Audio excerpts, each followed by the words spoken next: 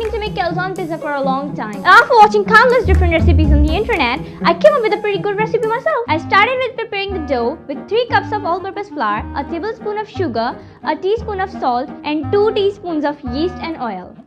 Then I mixed it up a bit, added 3/4 of a cup of milk, and then mixed it till it started looking like this.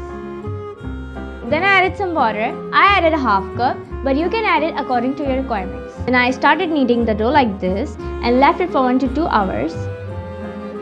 The time can depend on the general temperature of the room, so keep that in mind. And another thing to keep in mind is liking this video and subscribing to the channel. And while I waited for the dough to rise, I started preparing the fillings.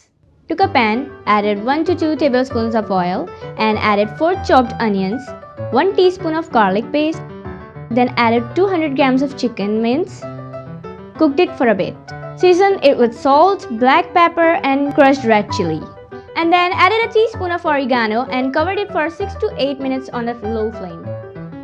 Then took the dough, kneaded it a bit more, divided it into 4 equal pieces, and then rolled each piece to 8 inches and then put it into a baking pan.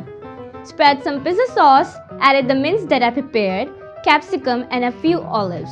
The quantities of everything totally depends on your liking, just don't go too crazy with it. Then I brushed some water on the edges to hold it together when I fold it and added the cheese. I here use a mixture of mozzarella and cheddar cheese, but you can use either one of them and as much as you like. Then finally fold it in half, and you might want to press the corners and fold them like this just to keep everything from spilling out.